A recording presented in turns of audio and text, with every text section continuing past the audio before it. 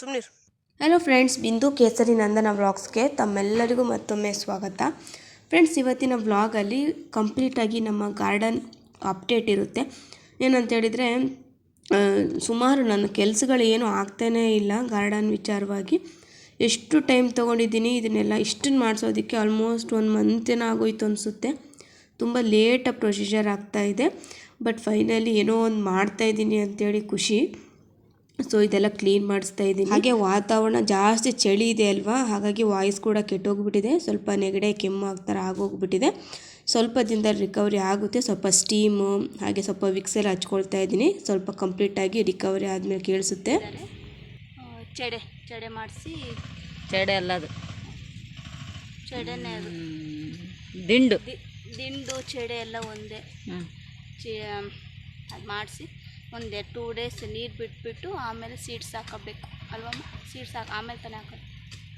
2 days ಬಿಟ್ಟು seeds ಹಾಕ್ತೀವಿ. Almost ಈ ಕೆಲಸ ಸ್ಟಾರ್ಟ್ ಮಾಡಿದ್ದು ನವಂಬರ್ ಸ್ಟಾರ್ಟಿಂಗಲ್ಲಿ. ಇವಾಗ ಆಲ್ಮೋಸ್ಟ್ ಡಿಸೆಂಬರ್ 10-11 ಆಗ್ತಾ ಬರ್ತಾ ಇದೆ ಡೇಟ್. ಇನ್ನೂ ಕೆಲಸಗಳು ನಮ್ಮದೇನೋ ಪೂರ್ತಿಯಾಗಿ ಆಗೇ ಇಲ್ಲ. ನೋಡ್ತಾನೆ ಈ ವರ್ಷ ಕೂಡ ಕಳೆದೋಗ್ತಾ ಇದೆ. ದಿನಗಳು ಹೇಗೆ ಕಳೀತಾ ಇದೆ ಅನ್ನೋದು ಕೂಡ ಊಹೆನೇ ಇಲ್ಲ. ಅಷ್ಟು ಬೇಗ ಕಳೀತಾ ಇದೆ. ಬೆಳಿಗ್ಗೆ ಆದರೆ ನೈಟ್ ಆಗುತ್ತೆ, ನೈಟ್ ಆದರೆ ಬೆಳಗಾಗುತ್ತೆ. ಸೊ ಈ ಕೆಲಸಗಳು ಅಂದರೆ ನಾವು ಏನು ಪ್ಲ್ಯಾನ್ ಹಾಕ್ಕೊಳ್ತೀವಲ್ಲ, ಅದು ಕೆಲವೊಂದು ಸತಿ ಆಗೋದೇ ಇಲ್ಲ. ದಿನಗಳು ಮಾತ್ರ ಹೋಗ್ತಾನೆ ಇರುತ್ತೆ. ನಾವು ಟೈಮ್ ಸರಿಯಾಗಿ ಕೆಲಸ ಮಾಡಿಕೊಂಡ್ರೂ ಅಂದರೆ ಏನಾದರೂ ಒಂದು ಆಗ್ತಾನೆ ಇರುತ್ತೆ ಅಲ್ವಾ. ನೋಡ್ತಾನೆ ವರ್ಷಗಳು ಕಳೆಯುತ್ತೆ. ನೋಡ್ತಾನೆ ನಾವು ದೊಡ್ಡವರಾಗ್ತಾ ಇರ್ತೀವಿ, ಬೆಳೀತಾ ಇರ್ತೀವಿ. ಎಷ್ಟೋ ಎಕ್ಸ್ಪೀರಿಯೆನ್ಸ್ನ ನಾವು ಕಲೆಕ್ಟ್ ಮಾಡಿರ್ತೀವಿ ಜೀವನದಲ್ಲಿ. ಎಷ್ಟೋ ಇವಾಗ 1 ವರ್ಷ ಆಯಿತು ಅಂದರೆ ನಮ್ದು ಎಷ್ಟೆಲ್ಲ ಎಕ್ಸ್ಪೀರಿಯೆನ್ಸ್ ಆಗಿರುತ್ತೆ, ಎಷ್ಟೆಲ್ಲ ನಮ್ಮ ಮೆಚ್ಯೂರಿಟಿ ಲೆವೆಲ್ ಜಾಸ್ತಿ ಆಗಿರುತ್ತೆ. ಸೊ ಅಲ್ವಾ, ನನಗೆ ಇವಾಗಲೂ ಸ್ಕೂಲಲ್ಲಿ ಓದ್ತಾ ಇದ್ದೀನಿ, ಕಾಲೇಜಲ್ಲಿ ಓದ್ತಾ ಇದ್ದೀನಿ. ಸೊ ಅದನ್ನೇ ತಲೆಯಲ್ಲಿ ಇಟ್ಕೊಂಡಿದ್ದೀನಿ. ಈ ಜೀವನ ಎಷ್ಟೆಲ್ಲ ಬದಲಾಗ್ತಾ ಇದೆ ಅಂತೇಳಿದರೆ, ಇಷ್ಟು ಬೇಗ ಇಷ್ಟು ವಯಸ್ಸಾಗ್ಬಿಡ್ತಾ ನಮಗೆ ಅನ್ನೋದು ಕೂಡ ಕೆಲವೊಂದು ಸಲ ಬೇಜಾರು ಕೂಡ ಆಗುತ್ತೆ ನನಗೆ.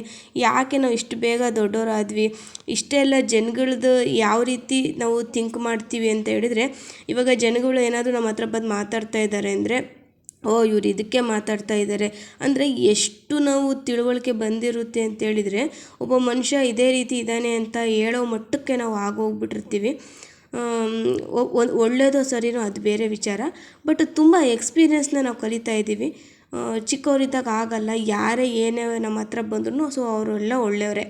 ಇವಾಗ ಆಗಲ್ಲ, ಅವರು ಏನೋ ಮಾತಾಡ್ತಾ ಇದ್ದಾರೆ, ಸೊ ಅವ್ರು ಏನಕ್ಕೆ ಬಂದರು ಏನು ಅಂದರೆ ಜಾಸ್ತಿ ನಾವು ಥಿಂಕ್ ಮಾಡ್ತಾ ಇದ್ದೀವಿ ಅಂತೇಳಿ ಕೆಲವೊಂದು ಸಲ ಅನಿಸ್ಬಿಡುತ್ತೆ.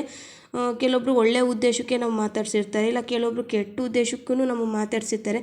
ಸೊ ನಾವು ಎಲ್ಲದನ್ನು ಥಿಂಕ್ ಮಾಡ್ತೀವಿ. ಏನು ಎಂತ ಜಾಸ್ತಿ ನಾವು ಥಿಂಕ್ ಮಾಡ್ತೀವಿ ಬೆಳೀತಾ ಅಂತೇಳಿ ನನಗನ್ಸುತ್ತೆ. ಈ ವರ್ಷ ಒಂಥರ ಇದ್ದರೆ ನೆಕ್ಸ್ಟ್ ಇಯರ್ ಮತ್ತೊಂದು ಬೇರೆಯೇ ಇರುತ್ತೆ. ಸೊ ನಾವು ಪ್ರತಿ ವರ್ಷವೂ ನಾವು ಖುಷಿನೇ ಅಂದರೆ ಅಕ್ಸೆಪ್ಟ್ ಮಾಡೋದಕ್ಕಾಗಲ್ಲ, ಅಥವಾ ನಾವು ದುಃಖನೇ ಯಾವಾಗಲೂ ನಮ್ಮ ಲೈಫಲ್ಲೇ ಇರುತ್ತೆ. ದುಃಖ ಆ ಥರನೂ ಅಂದ್ಕೊಳ್ಳೋದಕ್ಕಾಗಲ್ಲ. ವರ್ಷ ಯಾವ ರೀತಿ ಬರುತ್ತೆ, ಹೇಗೆ ಹೋಗುತ್ತೆ ಏನೂ ಗೊತ್ತಾಗಲ್ಲ. ಜಸ್ಟ್ ನಾವು ಅದನ್ನ ಎಕ್ಸ್ಪೀರಿಯೆನ್ಸ್ ಮಾಡ್ಬೋದು ಅಷ್ಟೇ. ಕಷ್ಟಗಳ ಕಾಲ ಬರ್ತಾ ಇದೆ, ನಮ್ಮ ಕಷ್ಟ ಬರ್ತಾ ಇದೆ ಅಂತ ಹೇಳಿದ್ರೆ ಅದೇ ನಮ್ಮ ಶಾಶ್ವತವಾಗಿರೋದಿಲ್ಲ. ಖುಷಿನೂ ಅಷ್ಟೇ, ಅದು ಕೂಡ ನಮ್ಮ ಶಾಶ್ವತವಾಗಿರೋದಿಲ್ಲ. ಸೊ ಲೈಫ್ ಏನು ತೋರಿಸುತ್ತೆ, ಏನು ಕೊಡುತ್ತೆ ಅಲ್ವಾ, ಅದನ್ನು ಎಕ್ಸೆಪ್ಟ್ ಮಾಡಬೇಕು. ಅದನ್ನು ನಾವು ಪಾಠದಾಗಿ ನಾವು ತಿಳ್ಕೊಬೇಕು. ಸೊ ಅದನ್ನು ನಾವು ಅಂದರೆ ಒಂದು ಕಷ್ಟ ಬರ್ತಾ ಇದೆ ಅಂದರೆ ಅದನ್ನು ಯಾವ ರೀತಿ ನಾವು ಸರಿಪಡಿಸ್ಕೋಬೋದು ಅನ್ನೋದನ್ನ ನಾವು ನೋಡ್ಕೊಬೇಕಷ್ಟೇ. ಕಶ್ ಓನು ಕೊಚ್ಚು ಕಶ್ ಸುಮ್ಮನಿರು, ವರ್ಷಕೊಂಬರ್ತಾವೆ ಸುಮ್ಮನಿರು.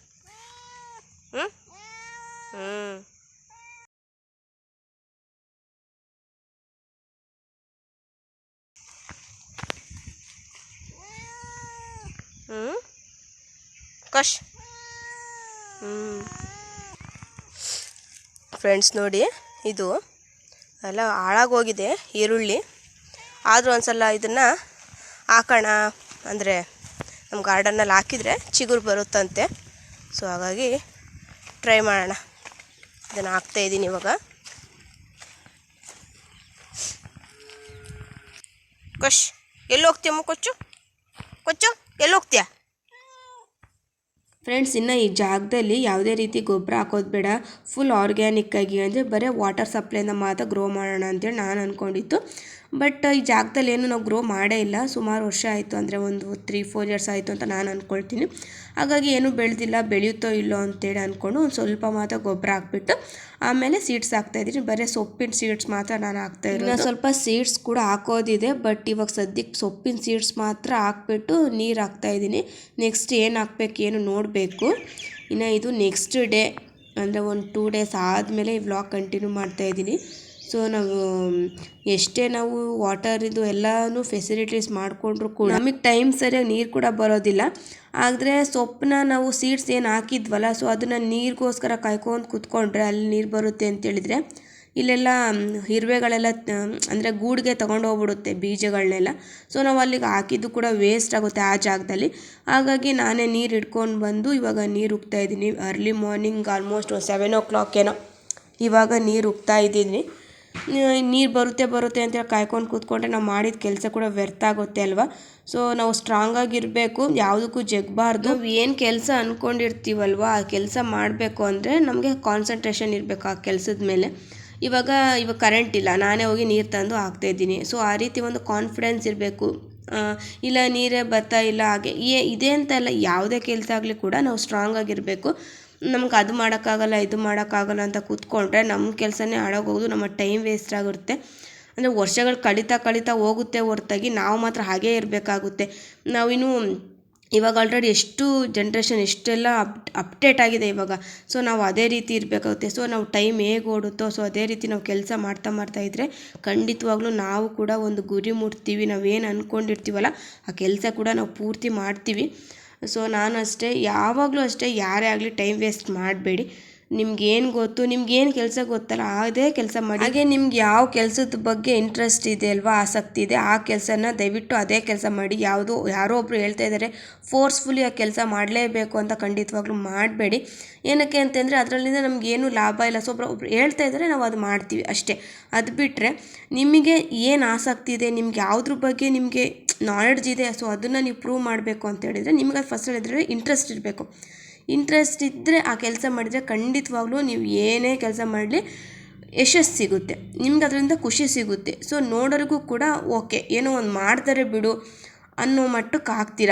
ಸೊ ಯಾರು ನಮಗೆ ಖುಷಿ ಪಡಲಿ ಬಿಡಲಿ ಈ ಪ್ರಪಂಚದಲ್ಲಿ, ನಮ್ಮ ಫ್ಯಾಮಿಲಿ, ನಮ್ಮ ತಂದೆ ತಾಯಿಗಳು ನಮ್ಮ ಕೆಲಸದ ಬಗ್ಗೆ ಖುಷಿ ಪಡ್ತಾ ಇದ್ದಾರೆ ಅಂತ ಹೇಳಿದರೆ ಸೊ ಅಷ್ಟೇ ಸಾಕು. ನೀವು ಖಂಡಿತವಾಗ್ಲೂ ನೀವು ಗೆದ್ದಿದ್ದೀರಾ ಲೈಫಲ್ಲಿ. ಇನ್ನೇನು ಸ್ವಲ್ಪ ದಿನದಲ್ಲೇ ಹೊಸ ವರ್ಷ ಕೂಡ ಸ್ಟಾರ್ಟ್ ಆಗ್ತಾಯಿದೆ. 2025ಗೆ ನಾವು ಬಾಯ್ ಹೇಳ್ಬಿಟ್ಟು 2026ನ ನಾವು ವೆಲ್ಕಮ್ ಮಾಡ್ಕೊಳ್ತಾ ಇದ್ವಿ. ಸೊ ನಾನು ಯಾವತ್ತೂ ನ್ಯೂ ಇಯರು ಆ ಥರ ಎಲ್ಲ ಸೆಲೆಬ್ರೇಟ್ ಮಾಡಿಲ್ಲ. ಅಂದರೆ ನಾನು ಕಾಲೇಜ್ ಡೇಸಲ್ಲಿ ಸೆಲೆಬ್ರೇಟ್ ಮಾಡ್ತಾಯಿದ್ದೆ, ಅದು ಬಿಟ್ಟರೆ ಮನೆಯಲ್ಲಿ ಯಾವ ರೀತಿ ಸೆಲೆಬ್ರೇಟ್ ಮಾಡಿಲ್ಲ. ನೋಡೋಣ ಈ ವರ್ಷ ಏನಾದರೂ ಮಾಡೋದಿದ್ರೆ ಮಾಡೋದು, ಇಲ್ಲಾಂದರೆ ಇಲ್ಲ. ಆ್ಯಸ್ ಯೂಶ್ವಲ್ ಕೆಲಸಗಳು ನಡೀತಾ ಇರುತ್ತೆ ನಂದು, ಗಾರ್ಡನ್ ಕೆಲಸಗಳು. ಮತ್ತೊಂದು ನೋಡಿ ನೀರು ಬಿಡಬೇಕಾಯ್ತು, ನೀರು ಬರಲಿಲ್ವಲ್ಲ, ಹಾಗಾಗಿ ನಿನ್ನೆ ಸೊಪ್ಪಿನ ಬೀಜ ಚೆಲ್ಲಿದ್ದೆ, ಅದೆಲ್ಲ ಇರುವೆ ಆಡ್ಬಿಟ್ರೆ ಏನು ಉಪಯೋಗ ಇಲ್ಲ. ಹಾಗಾಗಿ ನೀರು ಇಟ್ಕೊಂಬಂದು ನೀರು ಉಗ್ತಾಯಿದ್ದೀನಿ. ನೋಡಿ ನಾವು ಏನೇ ಒಂದು ಗಾರ್ಡನ್ ಮಾಡಬೇಕು ಅಂದರೆ ಎಲ್ಲ ವ್ಯವಸ್ಥೆ ಮಾಡಿಕೊಂಡ್ರು ಏನಾದರೂ ಒಂದು ಹದಗೆಟ್ಟೋಗುತ್ತೆ. ಹಾಗಾಗಿ ಎಲ್ಲದೂ ನಾವು ಸ್ಟ್ರಾಂಗಾಗಿ ನಿಂತ್ಕೊಬೇಕು, ಅವಾಗಷ್ಟೇ ನಾವು ಏನೇ ಒಂದು ಮಾಡೋದಕ್ಕೆ ಸಾಧ್ಯ. ನೀರು ಅಲ್ಲಿಂದ ಉತ್ಕೊಂಬಂದು ನೀರು ಹಾಕ್ತಾಯಿದ್ದೀನಿ. ಎಲ್ಲ ಫೆಸಿಲಿಟೀಸ್ ಮಾಡಿಕೊಂಡ್ರು ಎಲ್ಲ ಒಂದು ಟೈಮಲ್ಲಿ ಎಲ್ಲನೂ ಏನು ಉಪಯೋಗ ಆಗಲ್ಲ, ಒಂದೊಂದು ಸತಿ ಏನೂ ಉಪಯೋಗ ಆಗಲ್ಲ. ಹಾಗಾಗಿ ಅಲ್ಲಿಂದ ಹಿಡ್ಕೊಂಬಂದು ಗಾರ್ಡನ್ಗೆ ನೀರು ಹಾಕ್ತಾಯಿದ್ದೀನಿ. ನೆನ್ನೆ ತಾನೇ ಸೊಪ್ಪೆಲ್ಲ ಚೆಲ್ಲಿದ್ದೆ, ಸ್ವಲ್ಪ ಎಲ್ಲ ಮೊಳಕೆ ಬರಬೇಕು, ಬಂದಾಗ ತೋರಿಸ್ತೀನಿ. ಓಕೆನಾ? ಇದಿಷ್ಟು ಇವತ್ತಿನ ವೀಡಿಯೋ. ತಮ್ಮೆಲ್ಲರಿಗೂ ವೀಡಿಯೋ ಇಷ್ಟ ಆಗಿದೆ ಅಂತ ಆದರೆ ಗೊತ್ತಲ್ಲ, ಲೈಕ್ ಮಾಡಿ, ಶೇರ್ ಮಾಡಿ, ಕಮೆಂಟ್ ಮಾಡಿ. ಆದಷ್ಟು ಬೇಗ ಮುಂದಿನ ಬ್ಲಾಗ್ ಸಿಗ್ತೀನಿ. ಅಲ್ಲಿವರೆಗೂ ಟೇಕ್ ಕೇರ್, ಬಾಯ್.